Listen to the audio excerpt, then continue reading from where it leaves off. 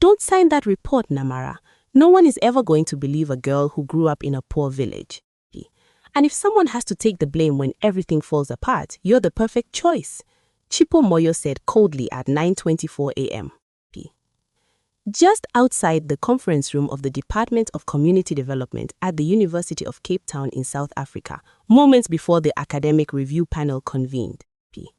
Namara Nakato silently tightened her grip on the hand-woven scarf her mother had made back in Uganda, never realizing that the signature she had placed on a document just days earlier had pushed her to the brink of losing her scholarship, her reputation, and the dream her family had sacrificed everything to give her.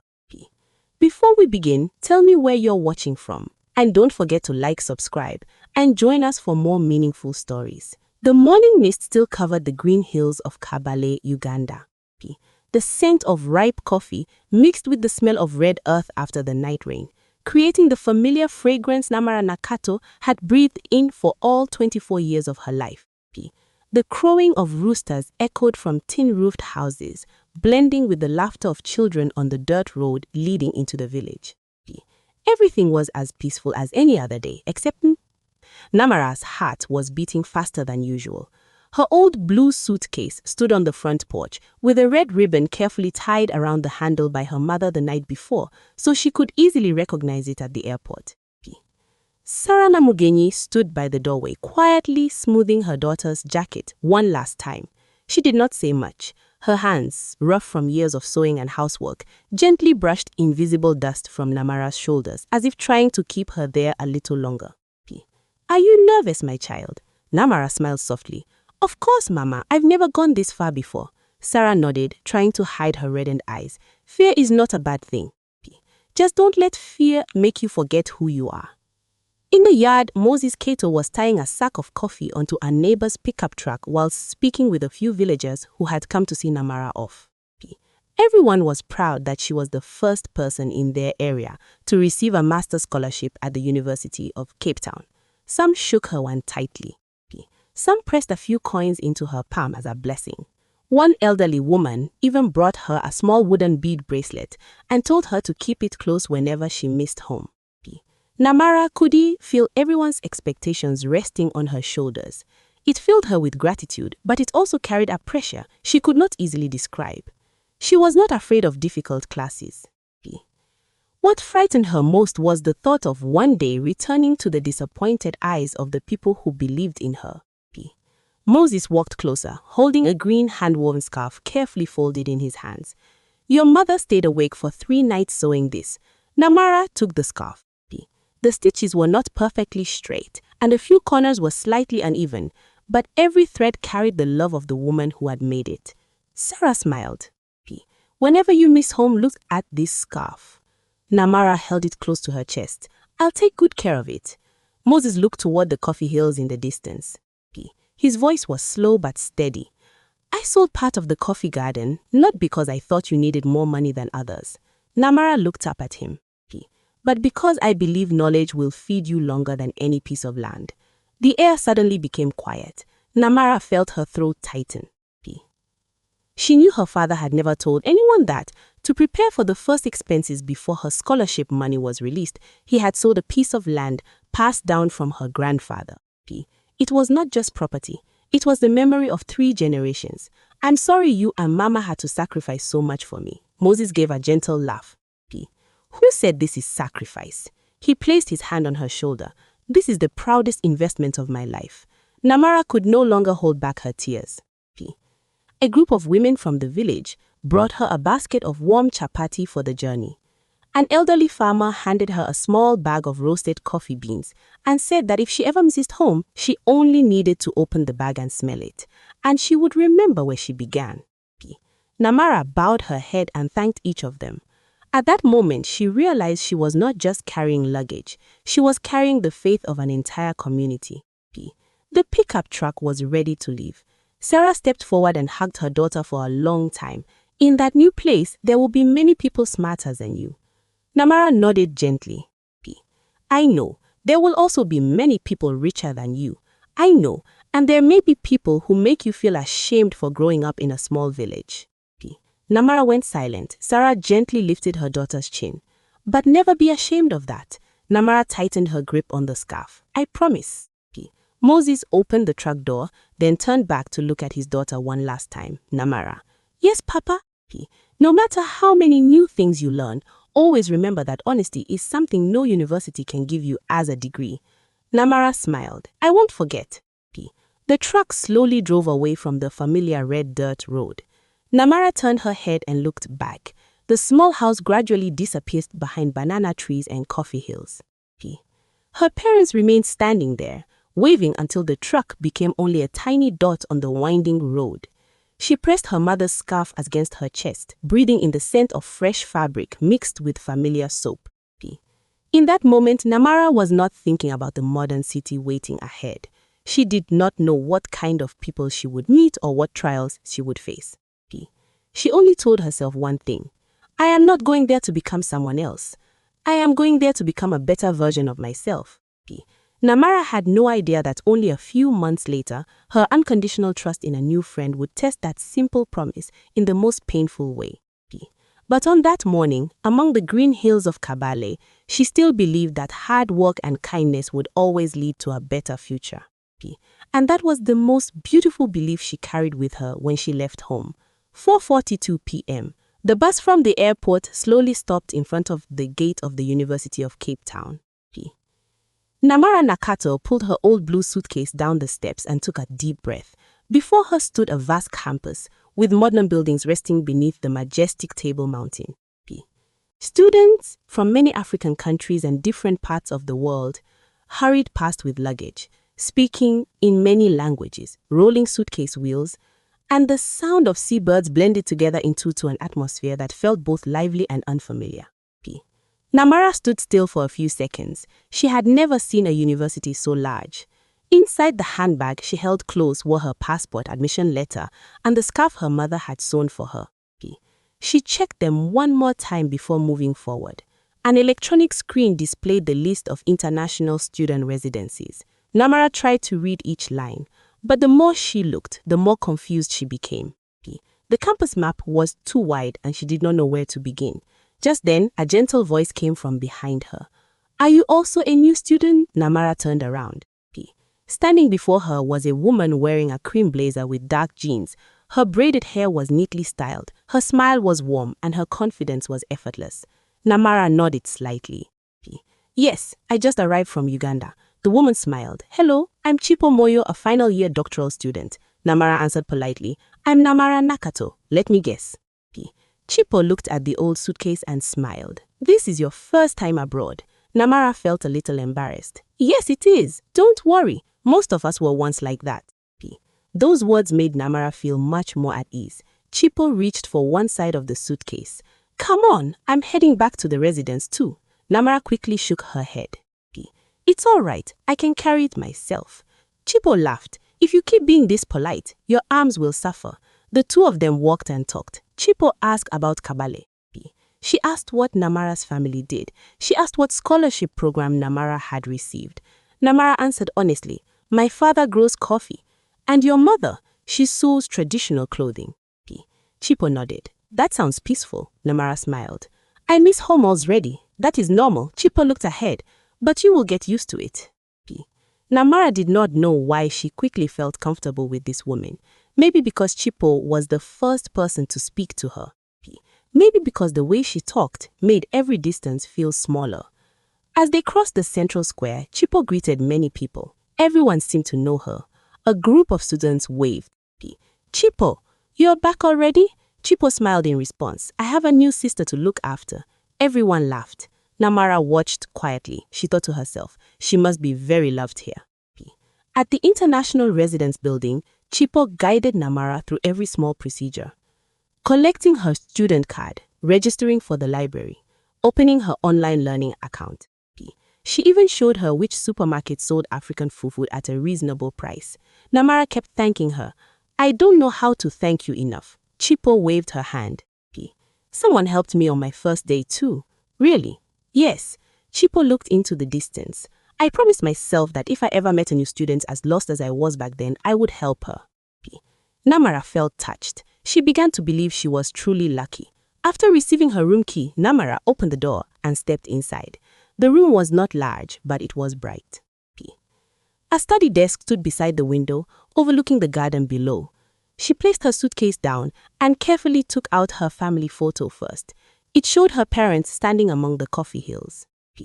Namara placed it on the desk. Next came the scarf her mother had sewn. She gently draped it over the back of the chair. Suddenly, the room felt a little more like home. Just then, Chipo stepped inside. "You unpack quickly." Namara smiled. "I didn't bring many things." Chipo's eyes stopped on the scarf. "That scarf is beautiful. My mother made it." "You brought it all the way from Uganda?" "Yes." Namara ran her fingers over the edge of the fabric. "She told me to look at it whenever I miss home." Chipo was silent for a few seconds. "You love your family very much." Namara smiled. "They are the reason I keep going." Chipo nodded softly but said nothing more. A moment later, she looked around the room. "There's a welcome meeting for international students this evening." Namara looked surprised. "Do I need to register first?" "No." "I'm afraid I won't know anyone." Chipo smiled naturally. "Then come with me."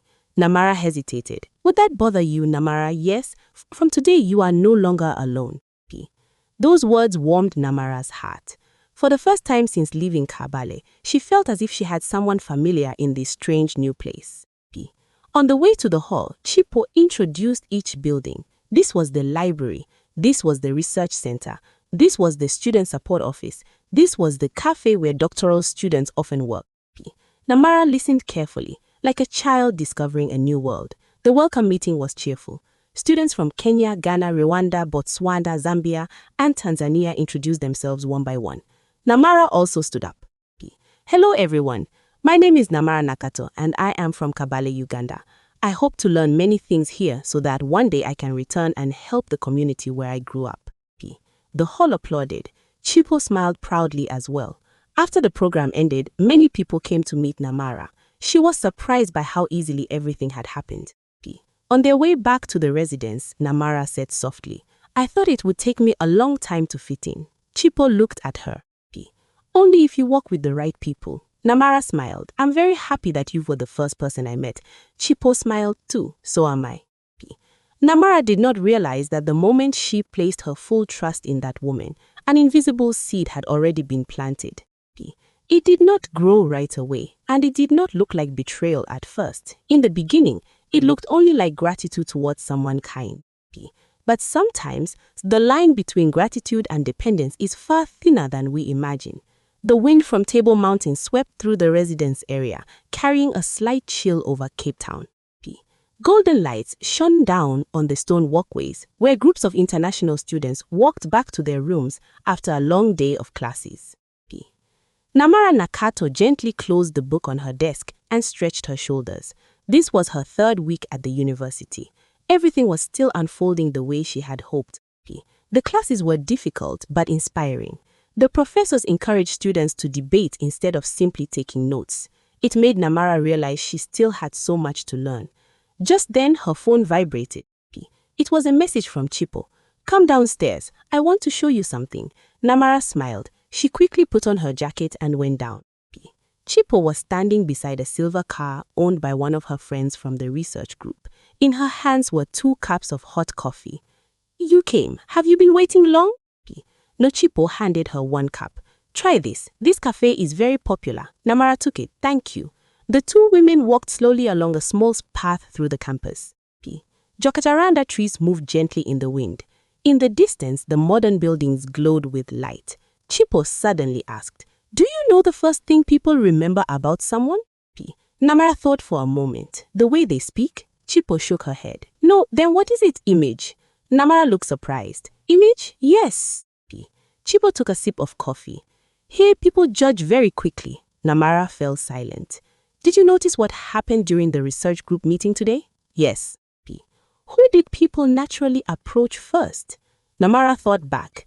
Most of them were students who dressed neatly, spoke confidently, and always appeared beside influential people on campus. Chipo looked at her. "You are intelligent, but what?" "I think ability is more important." Chipo smiled. "Ability is very important." She paused for a moment. "But before people know whether you have ability or not, they look at you." Namara did not know how to answer. She looked down at the sweater she had worn for years. It was clean, but clearly not new. Chipo continued gently. Don't misunderstand me. I don't understand. I'm not saying you have to be rich, yes. But you should learn how to build your image. Namara nodded slowly. Those words sounded reasonable. They passed by a cafe filled with students. Inside, a group of doctoral students were laughing and talking. Chipo pointed toward them. Do you see that? Yes, relationships like that will help you grow, Namara asked. Should I try to get to know them? Of course, but I don't know anyone. I will introduce you. Namara smiled gratefully. A while later, Chipo brought Namara to the research group's table. This is Namara. A man shook her hand. I heard you received a full scholarship. Namara answered politely. Yes, another woman asked. Which city in Uganda are you from? Kabale. The woman hesitated slightly. Oh, the farming area, right? Namara smiled. My family grows coffee. Before she could say more, Chipo laughed lightly. Namara is very humble. She turned to the others. Her family works in agriculture, but they care deeply about education. Namara noticed that Chipo had deliberately avoided saying too much about her village. She did not think much of it. The conversation continued pleasantly. After they left the cafe, Chipo suddenly asked, Do you know why I interrupted you earlier? Namara shook her head. No, because people often have prejudice. Prejudice? Yes. Chipo looked at her. Don't tell people too much about growing up in a poor village. Namara paused. Why? Not everyone will respect it. Namara went quiet. She had never thought of it that way. Chipo continued. You only need to say you are from Uganda. That's all, yes. But I'm proud of where I come from. Chipo gave a small laugh. Keeping it in your heart is enough. That sentence made Namara uncomfortable in a very quiet way. But she quickly told herself, maybe she only wants what is best for me. When she returned to her room, Namara opened her suitcase to take out a few more documents. Her eyes stopped on the scarf her mother had sewn. She ran her hand gently over every stitch. In her mind, her mother's words returned, never be ashamed of where you grew up. Namara smiled softly. Just then, her phone lit up again. It was Chipo. This weekend I'll take you shopping for a few outfits. Don't refuse. Namara replied immediately. But I don't have much money. Chipo's responded quickly. Don't worry. Consider it a welcome gift to Cape Town. Namara stared at the screen for a long time. She had never received such a big gift from someone she had just met. A small hesitation rose inside her, but then she remembered everything Chipo had done since her first day at the university, guiding her through registration, introducing her to people, showing her around campus, and always answering her questions. Maybe she was just a kind person. Namara typed a short reply. Thank you so much. She put the phone down and looked into the mirror hanging above her desk. In the reflection was still the girl from Kabale, with neatly braided hair and a gentle smile. But somewhere in her thoughts, a tiny seed had begun to grow. It was not arrogance. It was not yet transformation. It was the feeling that, to be accepted in this new world, perhaps she needed to speak less about this place where she was born. And sometimes, a person does not lose themselves in one day. They lose themselves through every quiet moment when they stay silent about the things they once carried with pride. Soft sunlight covered the campus of the University of Cape Town, highlighting the old stone walls mixed with modern glass buildings. Namara Nakato walked quickly across the central square, holding the materials her professor just assigned after class. She had begun to adjust to the rhythm of life there. Group discussions no longer made her feel as nervous as before. Some lecturers were starting to remember her name because of her hard work and the questions she always asked about applying knowledge to improve life in rural African communities. Just as Namara was about to turn toward the library, Chipo Moyo called out from behind her. Namara! She turned around. Sister Chipo. Chipo smiled and approached her with clear excitement. Are you busy? I was going to the library to read. Postpone it for a little while. What is it? Chipo looked at her with bright eyes. I want to introduce you to a research project. Namara's eyes widened. Me? Yes, but I've only just started school. That is exactly why. Namara looked confused. Chipo continued. I've been watching you during class discussions. I'm only trying my best. No. Chipo shook her head. You know how to listen and you know how to ask questions. Many doctoral students still don't know how to do that properly. Namara blushed. You praise me too much. I never praise people just for fun. The two of them walked toward the building of the Department of Community Development. On the way, Shipo explained that the university was partnering with a non-profit organization to study support models for rural women entrepreneurs across several African countries. Namara listened carefully. That was exactly the field she had always dreamed of pursuing. Chipo stopped in front of a small office used by the research team. Inside, a few students were exchanging documents. On the whiteboard was a project diagram filled with notes. Chipo introduced her. This is Namara. From today, she will be helping the team. A male doctoral student smiled and shook her hand. Welcome. Another female researcher nodded. Chipo has told us a lot about you. Namara felt shy. I hope I won't disappoint everyone. They laughed warmly. The atmosphere made her feel truly accepted. After the introduction, Chipo handed Namara a thick folder. These are the background materials. Namara opened it. Survey tables, statistics, and notes were arranged very professionally. Do I need to read all of this? Not right away. Chipo smiled, but the sooner you understand it, the more useful you'll be. Namara nodded. I'll read it tonight. Chipo looked pleased. I knew you would say that. Over the following weeks, Namara spent almost all her free time supporting the team. She checked survey tables, organized data, compared reports from different communities. Whenever she did not understand something, Chipo patiently explained it to her. Many times, Namara felt lucky to have met someone so willing to guide her. One afternoon, while the two were reviewing documents in the research room, Namara suddenly spoke. Sister Chipo, yes, I've always wondered something. What is it? Why do you trust me so much? Chipo closed her laptop. Because I see my younger self in you. Namara was silent. When I first arrived here, I was also just a new student, and then no one gave me a chance. Chipo's voice softened. I had to prove myself 10 times harder than everyone else. Namara said gently. That must have been difficult, it was. Chipo looked straight into her eyes. So now if I can help someone suffer less than I did, I will. Namara smiled with deep gratitude. Her respect for Chipo grew stronger and stronger. That afternoon, Chipo placed a stack of papers in front of Namara. This is the official list of project members. Namara looked at it. Chipo's name was at the top. Right below it was her own name. Namara froze. My name is here? Yes, but I only just joined. You deserve it. Namara shook her head. I haven't done that much. Stop underestimating yourself. Chipo took a pen and pointed to the bottom corner of the document. You only need to sign here to confirm that you agreed to join the team. Namara took the pen. She skimmed through the pages. Most of the content was about member responsibilities, data privacy rules, and a commitment to work seriously. Everything looked normal. Still, Namara asked carefully, should I read it more closely? Chipo smiled. Of course you can. She paused briefly before continuing. But it is just the general form every member signs. Namara looked at the signatures of the other doctoral students already written above. No suspicion entered her mind. She signed her name gently. Her handwriting was firm. Chipo picked up the papers and smiled with satisfaction. Welcome to the project. Namara replied happily. Thank you for giving me this opportunity. Chipo looked at her for a long moment. This opportunity will change your future. Namara believed that. She had no idea that inside the stack of documents she had just signed, besides the ordinary membership agreement, there was an appendix confirming the person responsible for compiling and verifying the project's final data. It was a small detail, written according to proper rules and completely legitimate, but Namara had not read that far because she trusted the person guiding her completely. Sometimes the first mistake does not begin with a lie.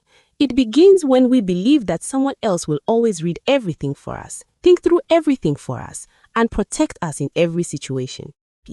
That kind of trust, when not balanced with caution, can turn an ordinary signature into the beginning of the greatest crisis of a person's life. 6:37 p.m. The light rain had just stopped, leaving sparkling droplets on the old trees across the campus of the University of Cape Town. Namara Nakato walked quickly toward the research room, holding her laptop against her chest. After nearly 2 months on the project, she had become familiar to every team member. The data sheets she organized were always neat, the reports were always completed on time, and whenever the group needed someone to stay late to review documents, Namara was always the first to volunteer. She believed she was on the right path. When she entered the room, Chipo Moyo was still staring closely at her computer screen. You came at the right moment. Namara placed her bag down. What do you need me to help with? Chipo turned the screen toward her. This is the final survey data. Namara leaned in to look.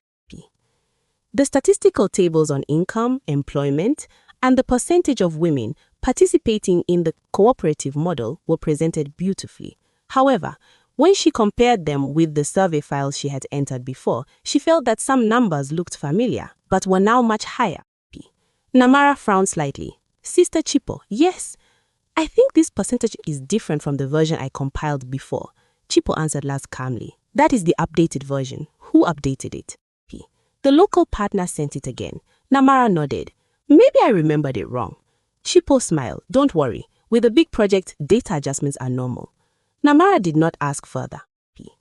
A small doubt still remained in her heart, but she quickly told herself that she was only a new member, and the more experienced doctoral students surely understood the process better than she did. Just then, the door opened. A woman stepped in with a folder in her hand. It was Lerato Molefe, the department's teaching assistant. Lerato smiled politely. Sorry to interrupt. Chipo stood up. Hello, Miss Lerato. I brought some documents the professor asked me to deliver. Lerato placed the folder on the table and happened to glance at Namara's computer screen. Her eyes stopped there for a few seconds. This is the data from the community development project, isn't it? Chipo nodded. Yes, Lerato turned to Namara. Which part are you responsible for? Namara answered respectfully. I helped check and compile the data. Lerato smiled. That is quite important work. Namara nodded. I'm still learning. Lerato looked at the tables one more time. She did not speak right away. After a while, she asked gently, have you compared everything with the original data? Namara was a little surprised. I mainly checked the version Sister Chipo gives me. Lerato asked again, have you looked directly at the first survey files? Namara shook her head. Not yet. Chipo immediately spoke up. The original data is very large. Since she is new, I let her work from the processed version. Lerato remained calm. I understand. The room suddenly became quieter. Namara sensed something she could not explain. Lerato looked at her with steady eyes. Namara, yes, if one day you have to sign off on a report. Namara listened carefully. Always read from the first source. Namara looked confused. What do you mean, ma'am? Lerato smiled. I am not saying this because I suspect anyone. She paused. But because a researcher is truly responsible only for what she has verified herself. Namara fell silent. Those words reminded her of the day she signed the project documents. She had read them quickly, but then she thought, Sister Chipo must have checked everything. After Lerato left, the room became quiet again. Namara turned to Chipo. Is Miss Lerato always that careful? Chipo laughed. You'll get used to her.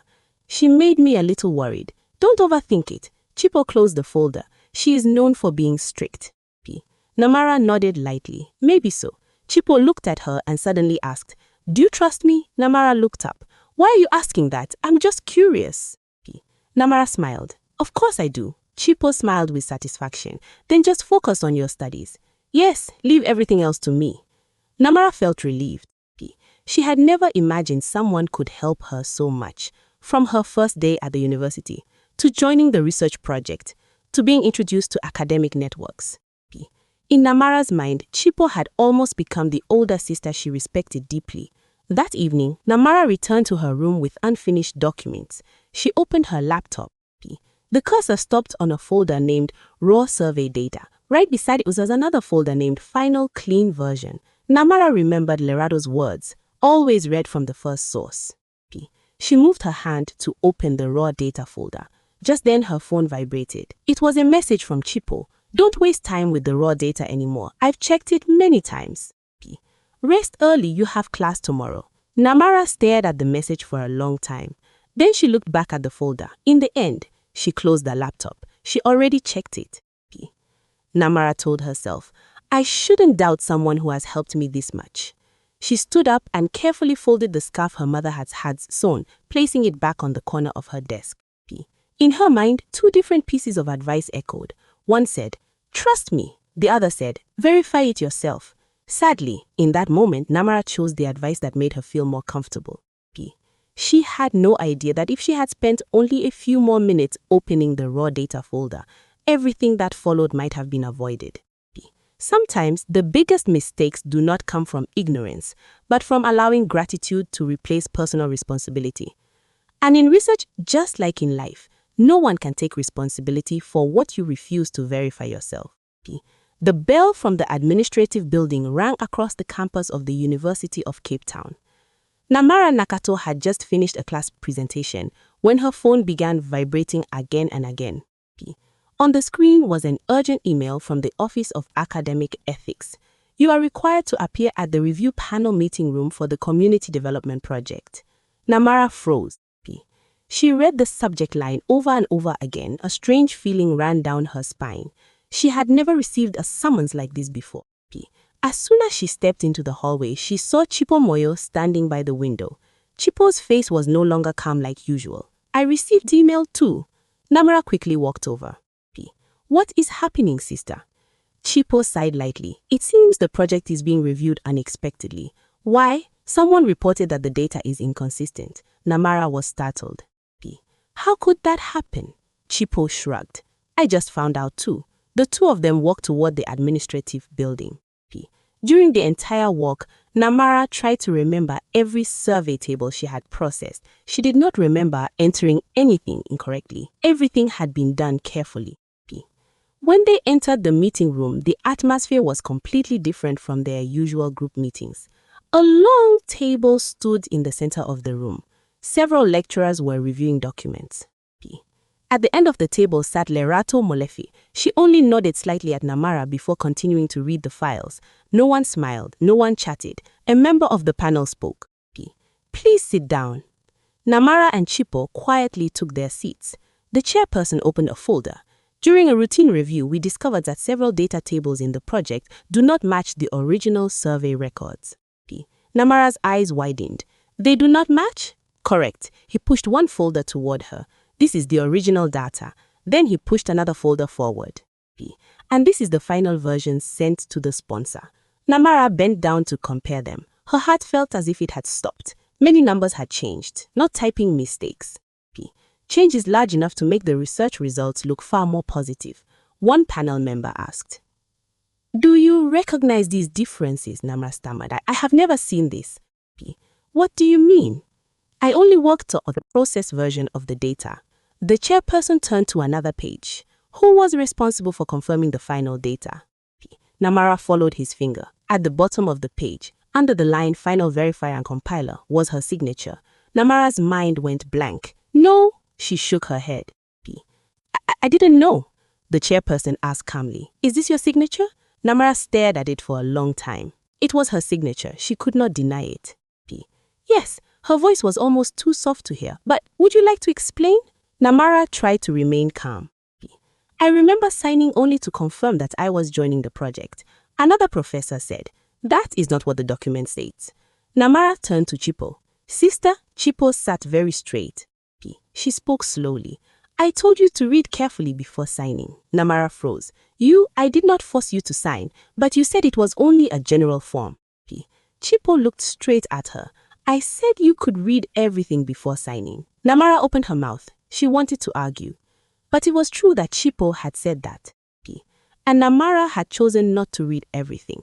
A heavy silence filled the room. The chairperson continued. "At this stage, we have not concluded who intentionally changed the data." He looked at both women. "But according to the file, the person responsible for final verification is Namara Nakato." Namara's hands turned cold, losing the scholarship. The thought struck her suddenly.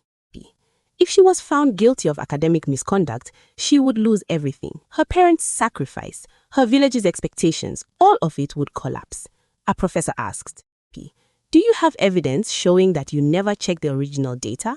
Namara was silent. She had none. Most of the discussions had happened verbally. No recording, no email. No message, nothing. The chairperson closed the folder. "The panel will continue the investigation." He spoke slowly. "During this period, the project is suspended." Namara lowered her head. P. Yes, sir. You are also temporarily prohibited from accessing the research data.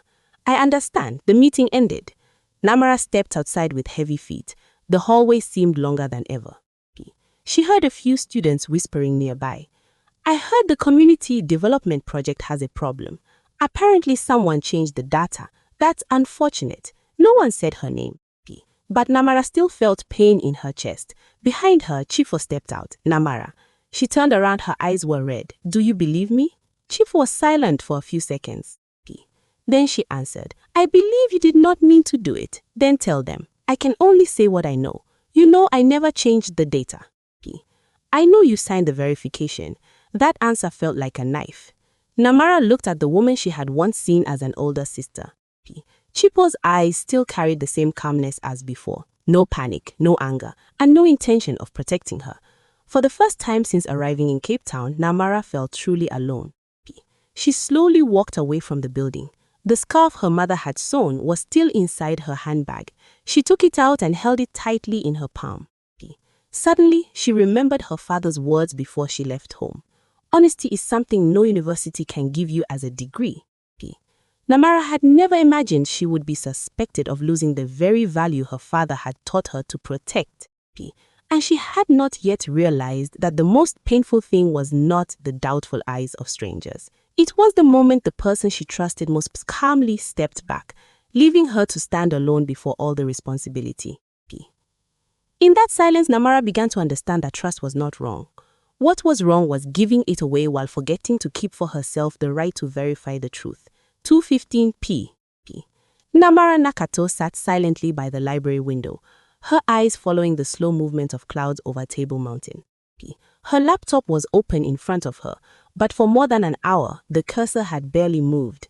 Since the meeting with the academic panel, everything around her had changed. Some classmates still greeted her as before, but others only nodded briefly before walking away quickly. No one had declared her guilty, but the whispers had quietly spread across the department. Namara had never felt so far from everyone. Her phone suddenly vibrated. It was a short message from Lerato Molefe. If you still want to know what truly happened, come to the department's data archive room. Namara read the message again and again. Then she stood up immediately. When she arrived at the archive room, Lerato was already waiting. The teaching assistant still carried her usual calm expression, holding a gray file box in her hands. Namara lowered her head slightly. You called me, ma'am. Lerato nodded. Come in. The small room had only a few filing cabinets and 2 computers used for research data storage. It was so quiet that the sound of the server fan could be clearly heard. Lerato placed the box on the table. Sit down. Namara did as she was told.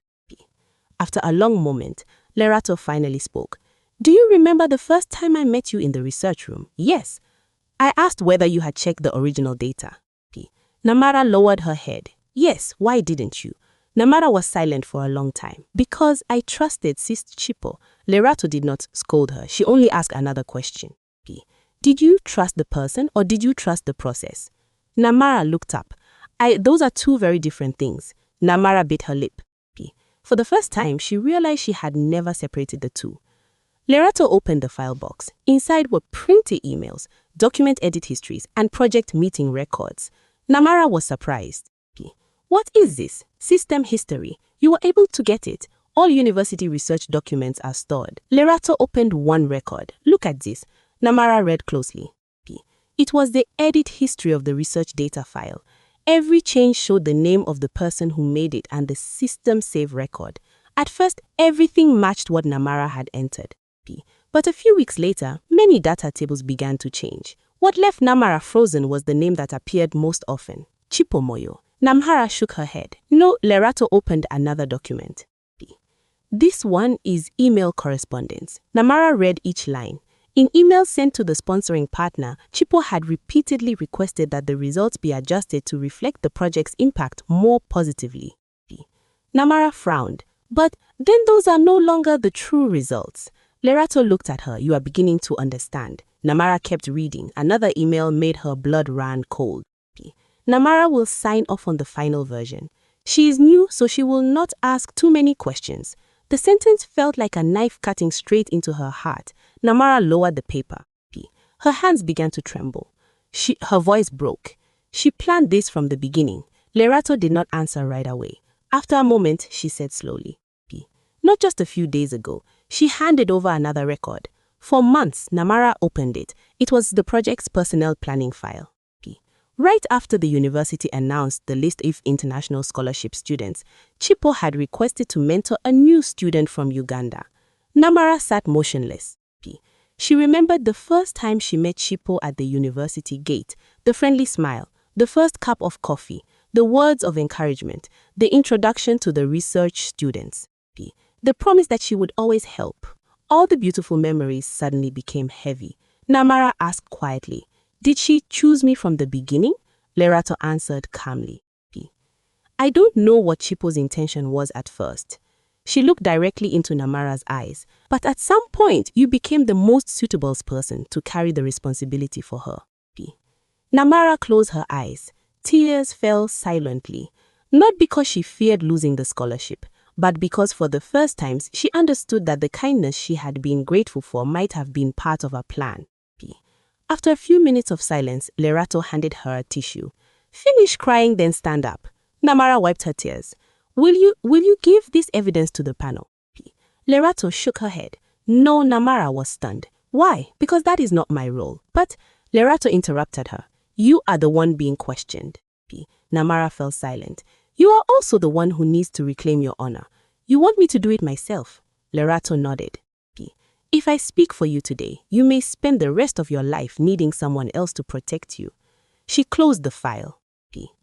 "But if you are brave enough to bring the truth before the panel yourself, no one can take your self-respect from you again." Namara looked at the teaching assistant for a long time. For the first time, she understood why Lerato had never forced her to believe anything, because some lessons cannot be learned on someone else's behalf. She took a deep breath. "What if I fail?" Lerato smiled. "At least you will fail while defending the truth." Those words changed something inside Namara. She was no longer the girl waiting for others to lead the way. She was no longer someone who trusted blindly and handed over every decision. Namara carefully placed each document into the folder. Her movements were slow but firm. Before leaving the room, she turned back. "Thank you." Lerato smiled. "I did not save you." Namara nodded. "I know. You are the one who will decide your own life." Namara stepped out of the archive room, holding the file tightly against her chest. For the first time in days, her steps no longer felt heavy. Chipo had taken away her innocence, but she could not take away the honesty her parents had taught her since childhood. Namara understood that tomorrow might still be difficult, but from that moment on, she would never again allow anyone to think for her, sign for her, or decide for her. That was the true growth no university could teach, unless a person lived through it herself. The academic ethics panel meeting room was filled with a serious silence. Folders were neatly arranged in front of each panel member. Through the large glass window, spring sunlight fell across the campus of the University of Cape Town, but inside the room, no one paid attention to the peaceful view outside. Namara Nakato stood outside the door for a few seconds, took a deep breath and stepped in. This time she was no longer trembling like she had during the previous meeting. In her hands was a blue folder containing all the documents Lerato had helped her access. Across from her, Chipo Moyo was already seated. She was dressed neatly, her hair tied back, and her face revealed almost no emotion. The chairperson looked at both women. "Thank you for coming." He paused briefly before continuing. "Over the past week, the panel has reviewed additional documents related to the project." Namara nodded quietly. "Before we give our preliminary conclusion, if either of you has anything to present, this is your opportunity." He looked at Chipo first. "You may speak first." Chipo stood calmly. "First, I would like to say that I deeply regret the mistakes that occurred." Her voice was steady. "The project involved a large amount of data from many different locations, so differences appearing in the files are unfortunate." A panel member asked, "Do you know who changed the numbers?" Chipo shook her head. "I do not have evidence." "Who was the final verifier?" Chipo looked toward Namara. According to the file, it was Namara. The entire room became silent. Namara no longer felt her heart racing like before. She only felt sad. sad because the person she had once been grateful to was still choosing that same answer. The chairperson turned to her. Namara? Yes, sir. It is your turn. Namara stood. She did not look at Chipo. She did not look at the panel members right away. Her eyes stopped on the scarf her mother had sewn, folded carefully inside the handbag beside her chair. Then she began to speak. First, I accept responsibility for my carelessness. Several panel members looked up. Namara continued. I signed the document without reading it fully. That was my mistake, and I will not blame anyone else for that decision. The room was completely quiet. Chipo frowned slightly. Perhaps she had not expected Namara to begin by admitting fault. Namara opened the blue folder. But accepting my mistake does not mean accepting something I did not do. She took out the first set of documents. This is the system edit history. A panel member received it. Namara continued. It shows every time the data was changed. The chairperson studied the pages carefully. He stopped at one line. Chipo Mojo's account, he read softly. Namara took out another stack of papers. These are the email exchanges with the partner organization. A professor opened them. His expression changed. In this email, he looked at Chipo. There is a request to adjust the survey results. Chipo quickly spoke. That was only an adjustment in presentation. Namara answered calmly. Please look at the next page. Everyone turned the page. There was a comparison between the original data and the final version. Every altered number was clearly marked. A female professor asked, Namara, yes, ma. Who prepared this comparison table? I did. Did anyone guide you? Namara shook her head. No, you compared the records yourself. Yes. The chairperson looked at her for a long time. How long did it take? 3 days. He nodded. Thank you. Then he turned to Chipo. Would you like to explain these changes? For the first time, Chipo did not answer immediately. She flipped quickly through the documents. Her calm expression began to disappear. These files, is there a problem with them? She stopped. They were only working drafts. Namara said gently. No, she pointed to the system timestamp. That was the final version sent to the sponsor. A panel member asked, Chipo, were you the one who sent it? Chipo looked down. Yes.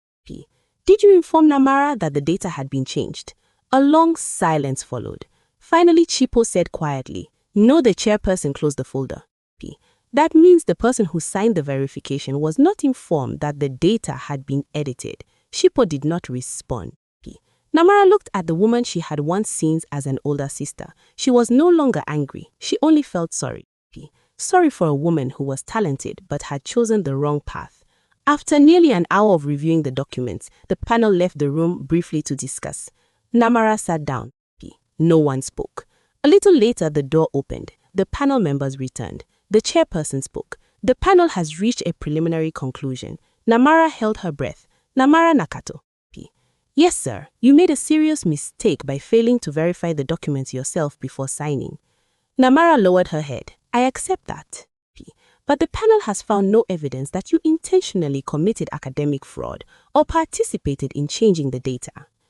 Namara closed her eyes briefly. All the pressure of the past days seemed to fall away. The chairperson continued. As for Chipo Moyo, he looked at her. The panel has found sufficient grounds to conclude that you directly edited research data without informing the relevant members.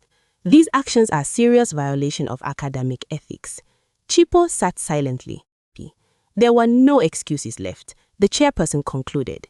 The university will proceed with disciplinary action according to policy. The meeting ended. As everyone slowly left the room, Chipo remained seated. Namara walked toward her. She did not accuse her. She did not mock her. She only said softly, I was truly grateful to you once. Chipo lowered her head. I know. Why? Chipo gave a sad smile. Because I once thought that if I could not hold on to my position, all my years of struggle would become meaningless. Namara stood still. After a moment, she answered gently, no, what makes all effort meaningless is not failure. It is trading honesty just to keep success. Then Namara picked up her handbag and walked out of the room. The sky outside was still as blue as the day she first arrived at the university. But the woman walking down those steps was no longer the girl who had placed every decision into someone else's hands. She understood that maturity is not about never making mistakes. Maturity is having the courage to accept the part of the mistake that belongs to you, the patience to defend the truth, and the grace to move forward without letting resentment control your life. That was the most valuable degree she would carry with her after her years of study away from home. 1 year later, the sunset painted the green hills of Kabale in gold. The red dirt road leading into the village looked just as it had on the day Namara Nakato left, except today, more people stood along both sides of it. News of her return after completing her master's program had spread across the area days earlier. Farmers who had just finished a long day in the coffee fields still waited by the road. Mothers carried baskets of fruit, and elders sat beneath the familiar acacia tree, smiling as the small car slowly stopped in front of the Kato family home. Namara stepped out of the car. The first thing she did was not open her suitcase. She turned back, thanked the driver politely, and then looked toward the home she knew so well. Her father, Moses Kato, was standing on the front step, just as he had stood there the day she left. His hair had grown much grayer, but his gentle smile had not changed. Sarah Namugenyi almost ran toward her. She wrapped her arms around her daughter. "You have lost weight." Namara laughed through her tears. "I missed you, Mama. You are home now." "Yes, you don't have to be strong anymore." That one sentence was enough to make Namara's tears fall. Moses walked closer. He did not hug his daughter immediately. He simply looked at her for a long time and asked, "Are you well?" Namara nodded. "Yes, Papa, that is good." He gently patted her shoulder. "I never needed you to become the best." Namara looked at him. "I only needed you to come back still being yourself." Namara smiled. "I almost lost that once." Moses nodded softly. "But you found it again." The family walked into the house together. Everything was almost the same. The old wooden table, the charcoal stove, the window looking out toward the coffee hills. Even the small chair where her mother often sat to sew was still in the same place. Namara opened her suitcase. From the top compartment, she took out the scarf her mother had once sewn for her. The scarf had followed her through all her years in Cape Town. Sarah held it. She ran her hand gently over every stitch. "It is old now." Namara smiled. "But it never left me." Sarah froze for a moment, her eyes filled with quiet happiness. That evening, many people from the village came to greet Namara. Everyone wanted to hear about life in South Africa. A young man asked, "Sister, are people abroad very intelligent?" Namara smiled. "There are many brilliant people. So what is the most important thing you learned?" Namara thought for a moment. "Not knowledge." Everyone looked curious. "It was learning how to take responsibility for my own decisions." An older woman asked, "Is that difficult?" Namara smiled. "Very difficult, more difficult than studying." "Yes." The whole yard went quiet.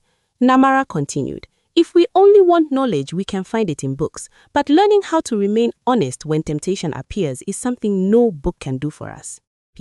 The people around her nodded quietly. A few days later, Namara began carrying out the plan she had been keeping in her heart since Cape Town. She did not open a company.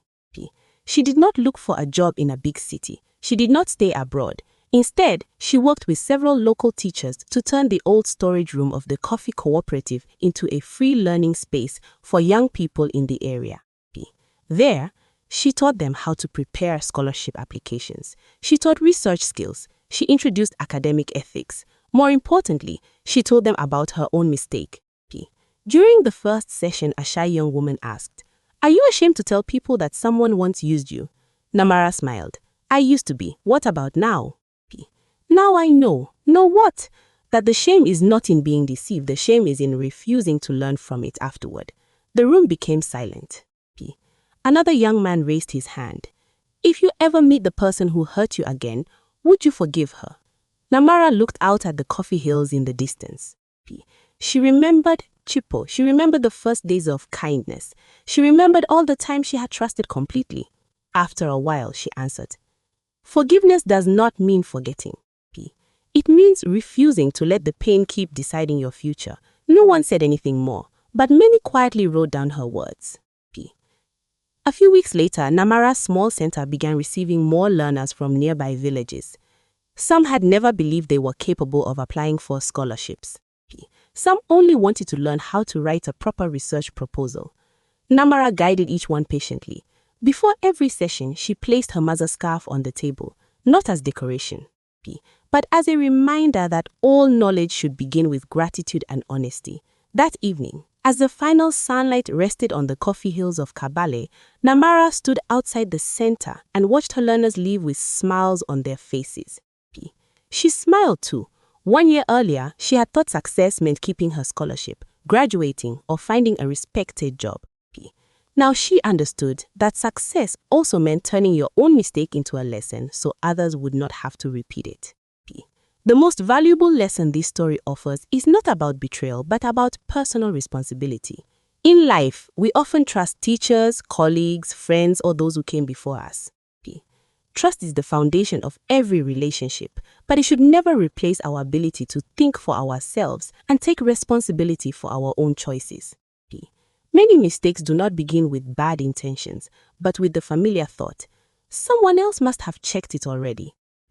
When we stop asking questions, stop verifying information, and stop reading what we sign, we are also handing over the power to decide our lives to someone else. Namara did not grow because she never made mistakes. She grew because she had the courage to face her mistake, correct it, and turn that painful experience into something useful for her community. I believe knowledge can open doors, but honesty, critical thinking, and a sense of responsibility are the values that help a person earn lifelong respect. That is also the most meaningful gift each of us can carry on the journey of building our future.